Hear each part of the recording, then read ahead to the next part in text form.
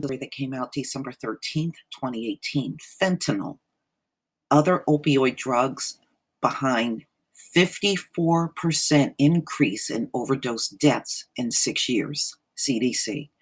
You know, the fentanyl is laced in so many things, cocaine, I've even seen fentanyl and meth and fentanyl and opioids and heroin.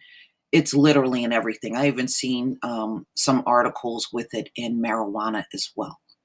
So it is really wiping so many people out. This is why Trump, when at the G20, was talking to China's president about curbing the amount that comes into the country.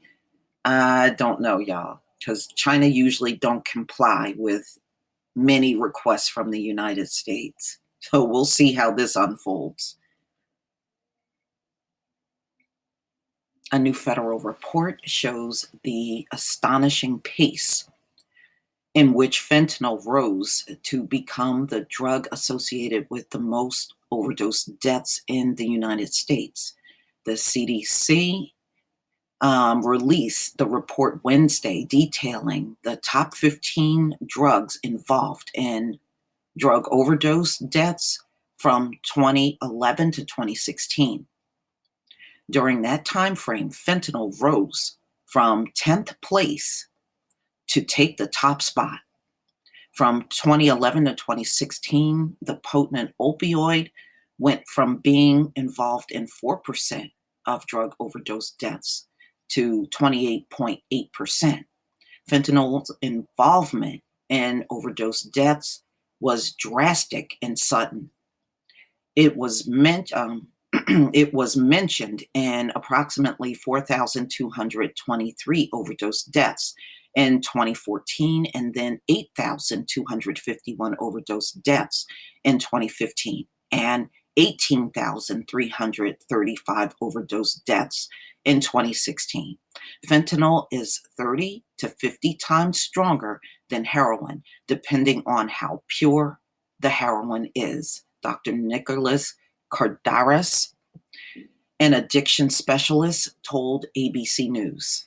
It was the most powerful and potent painkiller that back a few years ago used to be used for end-stage terminal cancer patients via a patch.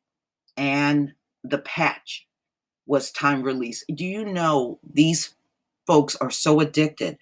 I read stories about them eating and chewing on the patch to get high. I'm just saying. Okay, so you can see drugs involved in overdose deaths. These are the top overdose deaths in America. And you can see down here is the oxycodone. Cocaine deaths are right here. Fentanyl deaths in the green, and heroin deaths right here. Wow. And you can see fentanyl definitely had the biggest increase out of all the drugs.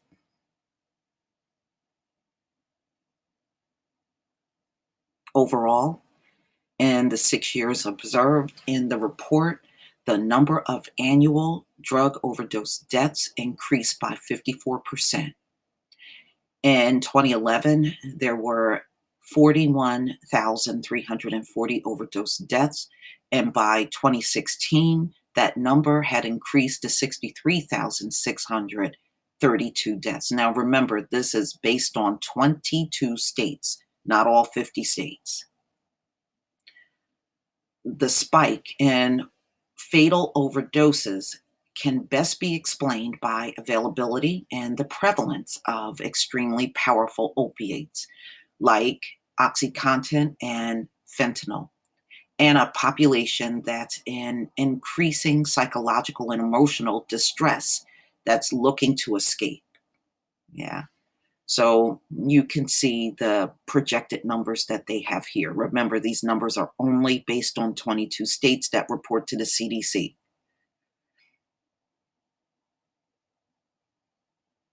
Okay. While fentanyl use skyrocketed, however, the CDC found there was a drop in an overdose death connected to oxy content. Well, one thing I do know, um, it is rare for them to die from just one drug.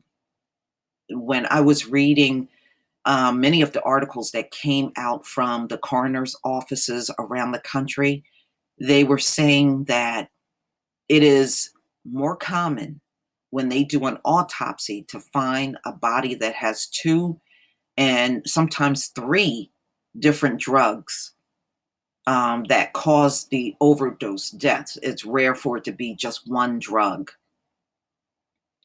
And not to mention, they do these drugs with alcohol too. Okay. Whereas in 2011, oxycodone was associated with 13.5% of overdose deaths in 2016. That dropped to 9.7%. The most consistent drug at the top of the yearly list were heroin and cocaine, both of which were linked to rank within the top three spots every year between 2011 and 2016.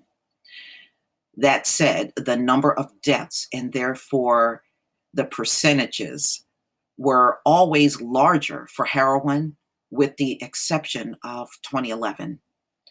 The drug comes amid ongoing opioid plague, which Trump has declared a nationwide public health emergency. And many people complained about that because he didn't throw no funding behind it. Heroin, fentanyl, and oxycodone are all opioids, while cocaine and meth are stimulants. The CDC report also looked at drugs, at which drugs were used when the overdose death was intentional for suicide versus when it was unintentional or when the intent of the overdose death was undetermined. I don't know how they can really tell. Seriously, how can they really tell if it was intentional or not? I mean, to me, I would think they're taking a guess in most cases. The report states that in cases where the intention was for the person to kill themselves, they most often turn to oxycodone or several other drugs that were listed in the study. Heroin, fentanyl, and cocaine were not included in the list of the 10 drugs most commonly associated with suicides. Fentanyl and heroin were ranked first and second for the drug most commonly associated with unintentional overdose deaths and overdose deaths that were the intent was undetermined. Wow. Cabrera explained this by saying that if someone is going to kill themselves, it's more likely they're going to use a prescription drug where they know what the effect is going to be. It's a much more precise way to potentially hurt yourself, he said. But when street drugs like fentanyl, cocaine, or meth, it's much more Russian roulette. So they're really ultimately just guessing which ones are suicide and which ones are not. It's not really 100% certain, according to the way they're doing it. But please tell me what you think. This is so wild how this whole thing has spiraled so far out of control. It's not even funny. Please leave your comment and subscribe. Don't forget to hit on the notification bell, and I'll see you on the next video. Peace, family.